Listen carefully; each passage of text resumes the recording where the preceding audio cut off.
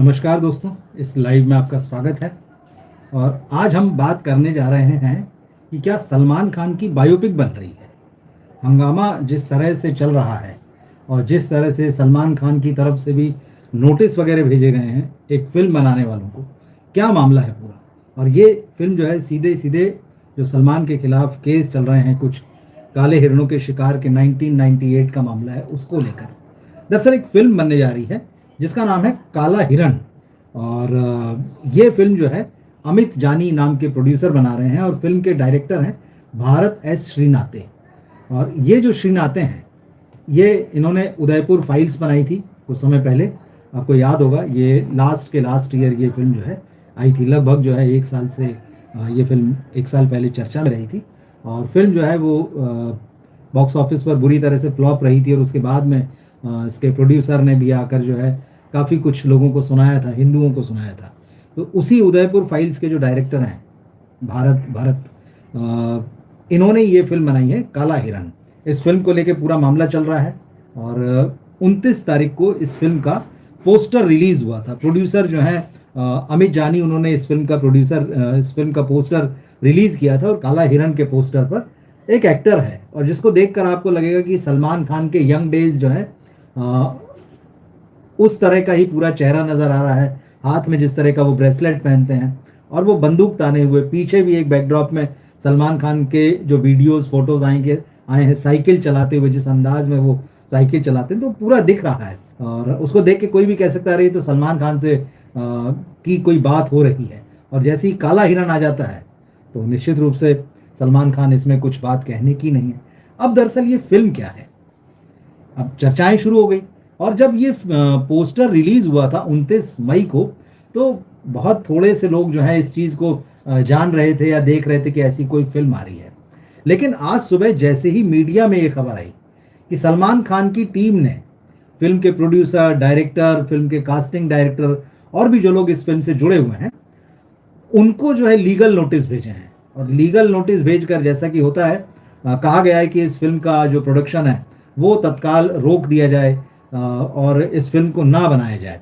अब जैसे ये बात सामने आई है तो उसके बाद में सबका ध्यान गया कि अरे सलमान खान के इस केस को लेकर फिल्म बन रही है।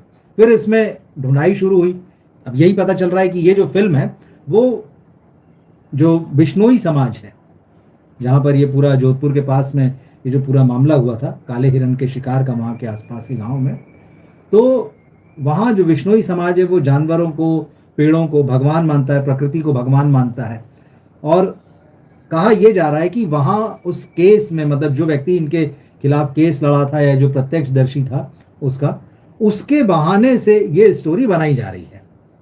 सलमान खान की बायोपिक नहीं है, लेकिन उसने देखा कि एक फिल्मी सितारा जो है किस तरह से काले हिरणों का शिकार कर रहा है, उस बैकड्रॉप में ये कहानी बनाई जा रही। अब जो अमित जानी वो पूरा खुद मैदान में उतरा है जब से सलमान की टीम की तरफ से लीगल नोटिस उनको और फिल्म से जुड़े लोगों को दिए गए, तो इस बारे में बात होने लगी है। अमित जानी जो है उन्होंने बाकायदा ट्वीट पर लिखा है, उन्होंने लिखा है कि नोटिस भेजकर काला हिरण मूवी से जुड़े लोगों को धमकाने लगे हैं सलमान खान। मतलब ये एक और आरोप हो गया, आप समझ लीजिए।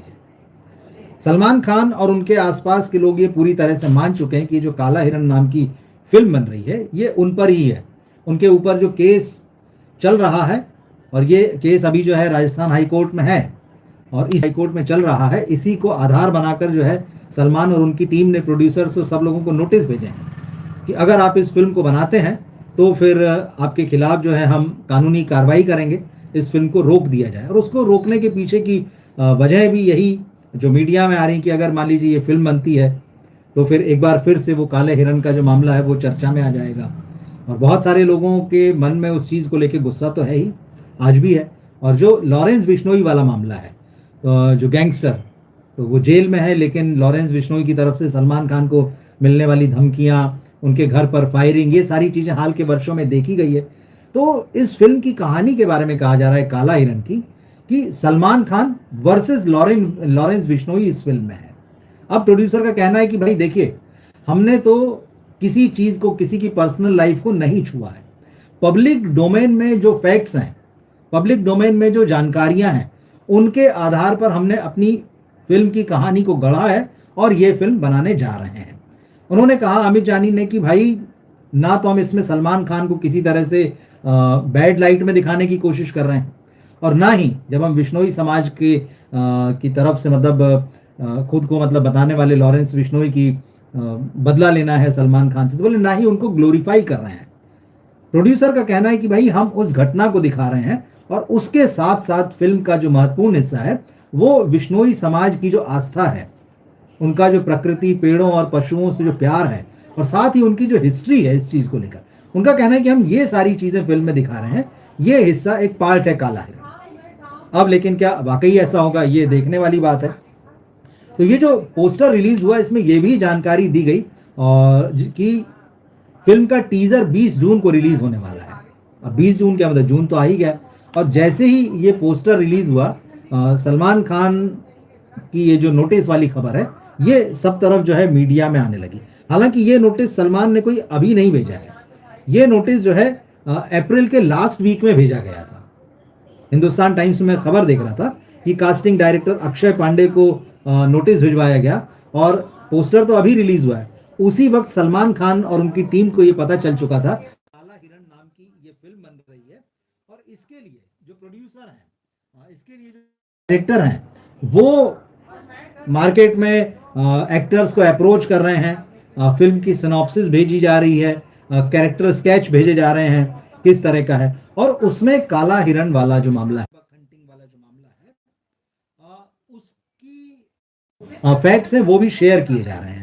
अब इसके बाद में मतलब ये तो मामला अप्रैल में, लेकिन अभी सामने आया है, पोस्टर रिलीज हो गया। इसका मतलब है कि जब प्रोड्यूसर को या उनकी टीम को जो नोटिस सलमान खान की तरफ से मिला था उस वक्त उन्होंने भी मीडिया में कोई रिएक्शन नहीं दिया, लेकिन अब जबकि सलमान की टीम की तरफ से जो नोटिस भेजा गया उसकी खबर प्रॉपरली आ गई, तो प्रोड्यूसर अमित जानी जो है वो खुलकर मैदान में है और वो बता रहे हैं कि भाई हम किसी भी तरीके से पीछे नहीं हटेंगे। उन्होंने कहा कि सलमान खान जो है भले ही धमकी दे रहे हैं लेकिन ये फिल्म उनके ऊपर नहीं बन रही। उन्होंने कहा कि हम पब्लिक डोमेन में जो जानकारी उपलब्ध है उस पर फिल्म बना रहे हैं और ये सलमान खान की बायोपिक कतई नहीं है। तो ये अमित जानी का पूरा वर्जन है। वो अपनी तरफ से कह रहे हैं कि भाई ये सलमान खान की बायोपिक नहीं है, सलमान को नहीं लगना चाहिए। लेकिन सलमान और उनकी टीम का जो वर्जन है, जो उनका पक्ष है, वो ये कह रहा है कि इस फिल्म के बहाने से सलमान खान के न केवल नाम का फायदा उठाने की कोशिश की जा रही है बल्कि इससे उनको बदनाम करने का प्रयास भी किया जा रहा है। तो ये है, तो उनका कहना है कि जब इस फिल्म को आप बनाएंगे, काले हिरण की फिल्म को, पूरा देश जानता है कि क्या मामला है, किससे जुड़ा हुआ है, तो निश्चित रूप से ये पब्लिसिटी का ही मामला हुआ। और साथ ही साथ जो नोटिस भेजा गया है उसमें ये बात की भी आशंका है कि भाई आप फैक्ट्स जो हैं उनको गलत तरीके से दिखा सकते हैं, मिसलीडिंग ढंग से बातें यहाँ पर की जा सकती हैं। और ऐसे समय में जबकि ये केस कोर्ट में चल रहा है, कोर्ट में जब ये केस चल रहा है और फॉल्स और मिसलीडिंग फैक्ट्स अगर इसमें या किसी भी तरह की बातें अगर इसमें आती हैं तो इससे न केवल सलमान खान की पर्सनल लाइफ को नुकसान पहुंचेगा, उनकी पर्सनल इमेज को नुकसान पहुंचेगा, बल्कि उनका जो प्रोफेशनल जो उनकी लाइफ है, वो जो हिस्सा है, प्रोफेशनल हिस्सा उनकी ज़िंदगी का, वो भी नेगेटिवली जो है वो प्रभावित हो सकता है। और अगर इससे कंट्रोवर्सी पैदा होगी तो सलमान खान को तो कोई फ़ायदा होने नहीं जा रहा है। कुल मिला के उस कंट्रोवर्सी से फ़ायदा उठाएगा फिल्म का प्रोड्यूसर, उसके डायरेक्टर, फिल्म से जुड़े हुए लोग। सलमान को इसमें नुकसान ही नुकसान है। अब बात यह है कि भाई सलमान खान क्या चाहते हैं कि उनकी बायोपिक बनाई जाए? क्या सलमान खान को ये लगता है कि उनकी ज़िंदगी इतनी इंटरेस्टिंग है कि लोग उस पर बायोपिक बनाएं आज या फ्यूचर में? इस पर भी मैं आऊँगा। लेकिन और ये भी मैं आपको बताऊँगा कि अगर सलमान खान की बायोपिक बनती है तो उसके क्या क्या एस्पेक्ट्स हो सकते हैं। सबसे पहले मैं आपको बताऊँ कि सलमान खान क्या सोचते हैं कि क्या उनकी बायोपिक बनना चाहिए। 2015 में मैंने उनसे बात की थी, उस वक्त मैं अमर उजाला में था और उनसे एक मुलाकातें तो रही हैं, कुछ इंटरव्यू भी रहे हैं। तो एक मुलाकात जो है 2015 में जब हुई थी तो वो बायोपिक फिल्मों का मतलब दौर आ गया था, बहुत तेज़ी से चीज़ें चल रही थी। मिल्खा सिंह की बायोपिक बन चुकी थी, आमिर खान जो है वो दंगल जैसी फिल्म की बातें हो रही थी, एक शाहरुख खान को लेकर चल रहा था कि भाई वो ध्यानचंद जो हॉकी के जादूगर कहे जाते हैं उनकी बायोपिक में काम करने वाले हैं। इस तरह से ये सारी चीज़ें उस वक्त बहुत तेज थी कि अब बायोपिक फिल्मों का दौर आ रहा है, बॉलीवुड में लोग जो हैं बायोपिक करेंगे। और धर्म जी तो सलमान खान को अपने बेटे जैसा मानते थे और जब उनसे ये सवाल जब भी हुआ कि कभी आपकी बायोपिक बनी तो उसमें आपका रोल किसको निभाना चाहिए, तो हमेशा उन्होंने कहा सलमान खान, वो मेरे बेटे की तरह, मेरा बेटा है तो उसको निभाना चाहिए। तो खैर वो बायोपिक बनी नहीं, ऐसी कोई प्लान अभी कहीं किसी का सुनने नज़र में भी नहीं आता है, ये सिर्फ एक हवा हवाई बात है। लेकिन सवाल जब मैंने सलमान खान से पूछा था कि क्या आपको लगता है कि आपकी बायोपिक बनना चाहिए, तो उन्होंने कहा था नहीं बनना चाहिए। तो ठीक है, ये उनका जवाब था कि नहीं बनना चाहिए। तो मैंने कहा कि क्यों नहीं बनना चाहिए, सही है भाई आप बड़े स्टार हैं और जो भी सारी चीज़ें। तो उन्होंने बड़े हंसते हुए ये कहा था कि अगर मेरी बायोपिक बनी तो बहुत सारे लोग पिट जाएंगे। अब इस बात का, इस एक वाक्य का क्या मतलब है वो वही बता सकते हैं। बहुत ज़्यादा तो मुझे भी नहीं समझ में आया कि सलमान कह रहे हैं अगर मेरी बायोपिक बनी तो बहुत सारे लोग पिट जाएंगे। क्या वो ये कह रहे हैं कि जो बनाएगा उसको मैं बहुत पीटूंगा, या उस बायोपिक को उसमें जो काम करेगा या जो लोग उस फिल्म से जुड़े होंगे उनको पीटूंगा? बहुत सारे लोगों पर बड़े भारी पड़ेंगे और वो चीज़ें सामने आने के बाद सलमान नहीं बल्कि कोई और उनकी पिटाई करेगा। तो ये एक जवाब था और हमने इसी चीज़ को हेडिंग भी बनाया था उस वक्त अमर उजाला में कि भाई अगर मेरी बायोपिक बनी तो बहुत से लोग पिट जाएंगे। तो ये सलमान खान का कहना था। तो एक बात बहुत साफ है, सलमान खान अपने दिमाग में इस चीज़ को बिल्कुल क्लियर किए हुए हैं कि उनकी बायोपिक नहीं बनना चाहिए। और ऐसे में अगर काला हिरण वाला मामला आता है तो स्वाभाविक है कि उनको बिल्कुल अच्छा नहीं लगेगा, क्योंकि ये वाला जो मामला है उनको इसने बहुत मुश्किल में डाला। एक ये और दूसरा जो मुंबई में अमेरिकन बेकरी वाला जो केस था जिसमें एक गैर इरादतन हत्या का मामला जो है सलमान खान पर चला कि वो गाड़ी चला रहे थे और उनसे ड्राइविंग करते वक्त जो भी हुआ, गाड़ी जो है फुटपाथ पे चढ़ा दी और उसमें एक व्यक्ति की मौत हो गई। तो खैर वो भी एक पूरा एक अलग केस है। तो सलमान खान की लाइफ में कंट्रोवर्सीज तो बहुत सारी हैं, लेकिन एक ये मामला जिसमें कि काले हिरणों के शिकार का मामला और दूसरा जो अमेरिकन बेकरी वाला मामला, ये बहुत ही गंभीर है, मतलब जिसमें बाकायदा कानूनी रूप से भी, और एक आध बार तो उन्हें जेल में भी रहना पड़ा कुछ दिन जोधपुर में। तो खैर अगर अब सलमान खान की बायोपिक बनती, मान लीजिए सोचा भी जाए कि चलिए एक ऐसे कलाकार हैं वो बॉलीवुड के बड़े स्टार रहे, तो उनके जीवन में क्या क्या है, उनकी कहानी जो है वो शुरू हो सकती है कि भाई एक कामयाब फिल्म लेखक के बेटे हैं, वो फिल्म स्टार बनना चाहते हैं। फिल्मों में शुरुआती दौर में वो स्ट्रगल करते हैं, लोगों से मिलते हैं, बताते नहीं हैं कि भाई मैं सलीम खान साहब का बेटा हूँ, अपनी तरह से असिस्टेंट डायरेक्टर के रूप में भी काम करते हैं। हालांकि हाल ही में अभी एक दो दिन पहले ही जैकी श्रॉफ साहब का एक इंटरव्यू जो है बड़ा चल रहा है, आप भी देखिएगा, मिलेगा आपको। जैकी श्रॉफ बहुत मानते रहे हैं सलमान खान को शुरू से, और इस इंटरव्यू में उन्होंने बताया कि भाई जैकी श्रॉफ तो जम चुके थे, बोले मैं सलमान खान के फोटो अपने साथ लेके घूमता था और प्रोड्यूसर्स को देता था, बताता था कि यार ये टैलेंटेड एक्टर है, और कहीं कहीं शायद वो मेरा भाई है, भतीजा है, शायद ऐसा कुछ करके भी बताते थे, एग्जाम मुझे ध्यान नहीं आ रहा, लेकिन कुछ इस तरह से परिचय देते थे कि बहुत टैलेंटेड है। और एक बार उन्होंने सुभाष घई को भी सलमान खान के फोटो दिखाए थे। तो जैकी श्रॉफ ने बताया कि भाई मैं सपोर्ट करता था और मैं तस्वीरें सलमान की साथ में लेकर घुमा करता था। तो खैर बायोपिक में यही होगा कि भाई एक कामयाब फिल्म लेखक का बेटा जो है वो एक्टर बनना चाहता है, और फिर एक समय उसको मौका भी मिलता है और वो स्टार बन जाता है रातों रात। फिर उनकी ज़िंदगी में जिस तरह से बहुत सारे अफेयर हैं और कंट्रोवर्शियल अफेयर हैं, वो भी उस बायोपिक का हिस्सा हो सकते हैं। जब वो सारी चीज़ें चल रही होती हैं, उसमें उनका शराब पीने की बातें और उनका नशे में बहक जाने की बातें, एक हीरोइन के घर पे जाके उसका दरवाज़ा खटखटाने और चिल्लाने की बातें, ये सारा उसका हिस्सा हो सकती है। लेकिन उसके बाद में जो काले हिरण के शिकार का मामला आता है, ये बहुत बड़ा है। तो वो आप सोचिए कि मतलब उसके बाद से तो सलमान के मीडिया के साथ में जो रिलेशंस थे पूरी तरह से ही बदल गए थे। हालांकि पहले भी वो ऑन ऑफ थे, लव हेट रिलेशन ही था, लेकिन इस केस के बाद में जिस तरह से मीडिया अटेंशन उनके ऊपर हुआ, वहाँ तो सब कुछ ही बदल गया। और ये लव हेट रिलेशन जो है बहुत लंबे समय तक देखने को मिला। ये फिर एक बार इसके बाद और ज़्यादा बढ़ गया जब अमेरिकन बेकरी वाला केस हुआ, जिसमें गैर इरादतन हत्या का मामला है, ये है। फिर उसके बाद में उनकी जो सफलताएं हैं, उनके साथ साथ जो है वो शाहरुख खान के साथ उनका जो झगड़ा, एक लंबा जो है फिल्म इंडस्ट्री का एक और सुपरस्टार जिसके साथ उनकी राइवलरी और झगड़ा, दूसरे खान आमिर के साथ में उनकी दोस्ती, ये सारी चीज़ें जो है, और फिर उनकी एक बड़ी सक्सेस, और फिर उनका बीइंग ह्यूमन वाला चेहरा, ये कुछ मिला लें तो, और बिग बॉस भी एक सक्सेस, ये सारे कुछ ऐसे हिस्से हैं ज़िंदगी के सलमान खान की कि जो मीडिया में हमेशा जो है सुर्खियाँ उनको दिलाते रहे हैं। तो सलमान खान की ज़िंदगी को देखें तो यही कुछ इंपॉर्टेंट चीज़ें निकल कर आती हैं, लेकिन वो कतई नहीं चाहते कि उनकी ज़िंदगी पर कोई फ़िल्म बने, उन पर कोई बायोपिक बने। जैसे कि मैंने आपको बताया कि मेरी जब उनसे बातचीत हुई थी 2015, अब तो लंबा अरसा हो चुका है और मुझे भी याद नहीं कि आखिरी बातचीत उनसे कब हुई थी, क्योंकि इधर 6-7 साल से तो मैं खुद ही अपने आप को मुख्य मीडिया से, अखबार से अलग करके अपना फ्रीलांस पूरा काम कर रहा हूँ और फिल्म वगैरह वो सब चीज़ें। तो सलमान खान की बायोपिक का ये मामला है और वो चर्चा में है। सलमान खान ने नोटिस भेजा है, देखते हैं इसमें क्या होता है। प्रोड्यूसर जो है इस फिल्म के, काला हिरण के, अपनी तरफ से वो रख चुके हैं कि भाई पीछे हटने वाले नहीं हैं, हम तो फिल्म बनाएंगे। अब ये क्या फिल्म बनेगी नहीं बनेगी, सलमान खान जो है कोर्ट में जाएंगे। अच्छा, यहाँ पर पर्सनैलिटी राइट्स का भी एक मामला है, मैं आपको बताऊँ। पर्सनैलिटी राइट्स मतलब आजकल बहुत चल रहा है, तमाम कलाकार जो हैं वो जाते हैं अदालत में कि भाई हमारी फ़ोटो, हमारी पर्सनैलिटी, हमारी आवाज़, हमारे वीडियो कोई इस्तेमाल नहीं कर सकता, कोई मिमिक्री नहीं कर सकता, कोई हमारे डुप्लीकेट की तरह एक्टिंग नहीं कर सकता। तो अगर ये वाला भी मामला देखें तो कोर्ट शायद राहत दे दे इस मामले में, क्योंकि इस फिल्म का जब आप पोस्टर देखेंगे काला हिरण का, तो उसमें वो जो कलाकार नज़र आ रहा है बिल्कुल आप कहेंगे तो सलमान खान है।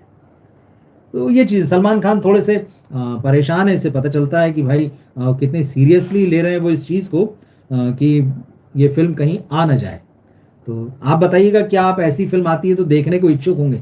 मुझे तो लगता है अगर ऐसी फिल्म बन भी जाती और आ भी जाती और सलमान खान उसकी तरफ ध्यान नहीं देते तो कब ऐसी फिल्म आती है और चली जाती किसी को पता ही नहीं चलता। लेकिन अब क्योंकि सलमान खान ने खुद ही नोटिस भेज दिया है मेकर्स को और उसके बाद इतनी सारी बातें हो रही है, तो अपने आप सबका ध्यान जो है वो चला गया। आप एक्स पर देखें, अमित जानी ने जो फिल्म का पोस्टर ट्वीट किया था, तो उसके बाद कितने गिनती के कमेंट्स और उसमें भी ज़्यादातर वही है कि लोग उनको जो है भला बुरा कह रहे हैं।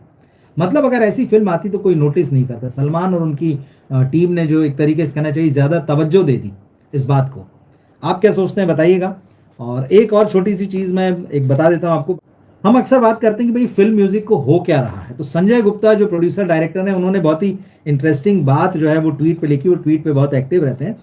हाल ही में जो 2 गाने आए हैं, एक तो चुनरी चुनरी है, जवानी तो इश्क होना है, बीवी नंबर 1 का गाना, मामला इसका भी अदालत में है। और एक जो कल वेलकम टू द जंगल का, वेलकम फिल्म का गाना है ये, ऊंचा लंबा कद। अब इस बार जो है अक्षय कुमार दिशा पटानी के साथ दिख रहे हैं और कैटरीना को याद भी कर रहे हैं गाने के अंत में कि कैटरीना वी मिस यू। तो ओरिजिनल गाने में वेलकम में कैटरीना थी। अब जब ये गाने आए हैं तो संजय गुप्ता ने एक बड़ा इंटरेस्टिंग ट्वीट लिखा है कि आज हम 2026 में हैं, आज हम 2026 में हैं और 20 साल पुराने, 20 साल पहले आए हुए सुपरहिट गानों का अपनी फिल्मों में इस्तेमाल कर रहे हैं। चलिए यहाँ तक तो अभी बचा हुआ है मामला, म्यूजिक बचा हुआ। उन्होंने कहा अगर जब 2046 में हम क्या करेंगे, फिर 2046 में हमारे पास रीमेक करने के लिए, रिमिक्स करने के लिए बचेगा क्या। ये वाकई इंटरेस्टिंग बात है। ये एक अपनी उन्होंने तंज भी कसा है और ये जो ट्रेंड चल रहा है उस पर उन्होंने मार भी की है। एक और ट्वीट उन्होंने लिखा जिसमें उन्होंने एक हाइपोथेटिकल सवाल उठाया कि भाई मान लीजिए बॉलीवुड को बैन कर दिया जाए कि वो रीमेक नहीं बना सकता है, वो जो है किसी फिल्म की नकल करके नहीं बना सकता है, वो किसी फिल्म को चोरी करके नहीं बना सकता है, कहीं से इंस्पायर होकर फिल्म नहीं बना सकता है, तो फिर क्या होगा। फिर इसका जवाब उन्होंने खुद ही दिया है कि अगर बॉलीवुड पर इस तरह का बैन लग जाए, रीमेक नहीं बनाना, इंस्पायर नहीं होना, राइट लेके नहीं बनाना, नकल नहीं करना, तो उन्होंने कहा 2 ऑप्शन हो सकते हैं। एक तो ये हो सकता है कि मौलिकता इंडस्ट्री में आए और एक क्रांति हो जाए, हमारे सिनेमा की तस्वीर ही बदल जाए, एक विकल्प ये है। और दूसरा ये है कि ये फिल्म इंडस्ट्री बॉलीवुड 6 महीने में ही बंद हो जाए, इस पे ताले लग जाए। मुझे बड़े इंटरेस्टिंग लगे, मैंने कहा यार ये वाकई संजय गुप्ता ने बहुत सही बात की है। और इन दोनों चीज़ों ने, ये जो रीमेक है, ये जो राइट्स लेके बना लेना, चुरा लेना किसी की फिल्म को, किसी की फिल्म की नकल कर देना, इंस्पायर हो जाना, और ओरिजिनलिटी की तरफ तो देखना ही नहीं और सोचना ही नहीं कि कुछ ओरिजिनल होता भी है। तो फिल्म और म्यूज़िक इस हाल में जो आ चुके हैं, तो वाकई ये बहुत बुरी स्थिति, हम बात करते हैं इस पर अक्सर।